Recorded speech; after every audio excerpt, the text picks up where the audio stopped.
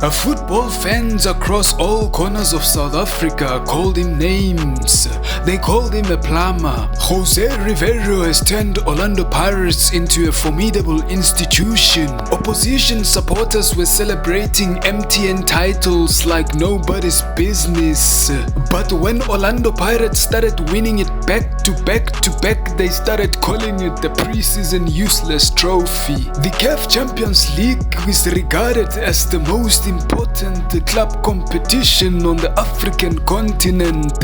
Now that Orlando Pirates has entered the fray and exploiting African opposition in the CAF Champions League, local experts are saying the competition is not competitive anymore. The recent success of Orlando Pirates in domestic football can be attributed to one thing and one thing only, that is stability. Stability in the technical team, consistency in player selection, and efficiency in the scouting department. Now that Orlando Pirates has qualified for the quarterfinals of the CAF Champions League, it remains to be seen how the technical team and the players are going to respond to the season ahead. Will the likes of Relebohile Mufokeng, Patrick Tito Maswanganye, Kabelo Dlamini be able to replicate the performances we've seen so far until the end of the season? The team has proven beyond reasonable doubt that they can perform well both domestically and on the continent. Following the 2-1 victory away to Al Ahly, Orlando Pirates is now regarded as one of the favorites to lift the Champions League. It remains to be seen whether the technical team of Orlando Pirates will be able to successfully navigate between the Betway Premiership, the Champions League and the Nedbank Cup. As the Buccaneers always say, they remain humble.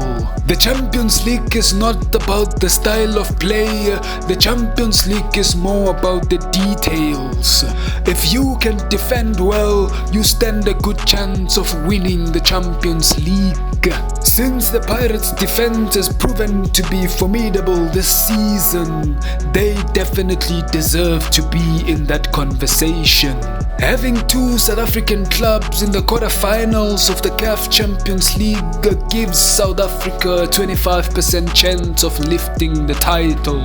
Kaizer Chiefs management, please rise up and answer to the cries of the Makosi fans. The fact that Kaizer Chiefs scored 17 goals and conceded 16 in the league is a problematic stat, and I'll tell you why. But why is Kaizer Chiefs blowing hot and cold and not competing with the likes of Orlando Pirates and Mamelodi Sundowns and recently Stellenbosch? But you see, the difference between Kaizer Chiefs and all these three clubs is one thing. The inconsistency in Kaizer Chiefs' decision making is hurting the team where it matters most, getting the results. And you can see kubadlali with sour faces, hardly playing with smiles on their faces. Ukuthi hayi ziyabuya ke manje. For a team to get results and win trophies, you need stability, direction, and a clear philosophy. Kaizer Chiefs has been changing coaches every second of the week.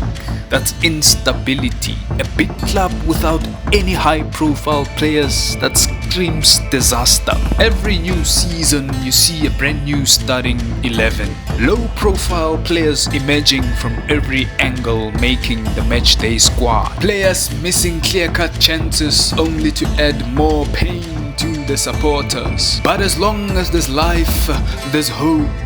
One day the wheel shall come full circle and Coach Nabi shall lead the Makosi to the top of Kilimanjaro. The game of football is all about winning, losing and playing a draw. Kaizer Chiefs management, please rise up and answer to the cries of the supporters. Kaizer Motaung Jr. released a statement to say they are working hard to strengthen the team. I say as long as there's life, there's hope. We shall see. Management is always active in the transfer window, but they can't seem to close those high-profile contracts, and they can do better.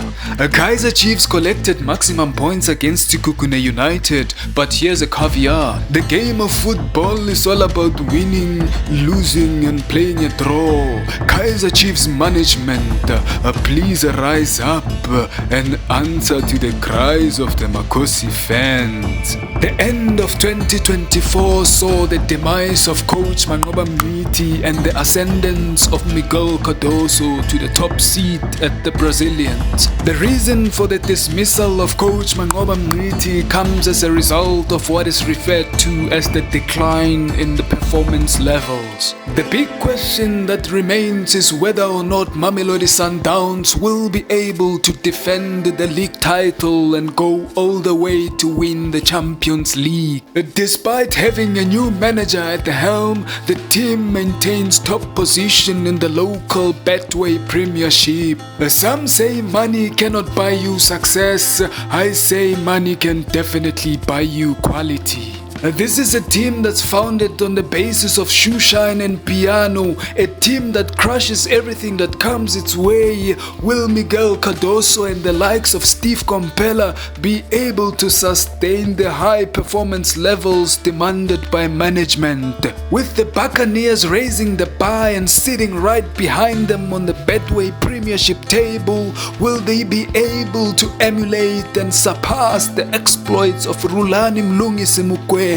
It is absolutely necessary to ask these types of questions, particularly when a club that single-handedly raised the bar in South African football just recently appointed a new manager. Will Miguel Cardoso be shown the door in the event that he fails to win the Champions League? Will Miguel Cardoso be given an extra season in the event that he fails to win the Champions League?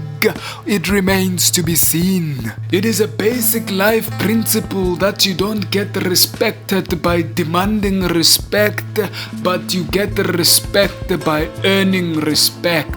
Not only did Mamelodi Sundowns earn respect domestically, but they also earned respect on the continent at large. There is a narrative among South African football experts that needs to be addressed regarding Mamelodi Sundowns finishing as runners-up in the group stages of the CAF Champions League. It is immaterial whether you finished first in your group or you finished second in your group. The Champions League is about details and finer margins. Ball retention and ball circulation come secondary. Teams that execute excellent defending and take their chances will ultimately win the Champions League. In order for Mamelodi Sundowns to win the Champions League, they need to master the details. Our suspicion is that Miguel Cardoso was brought into the party to implement those finer details which matter most in the Champions League.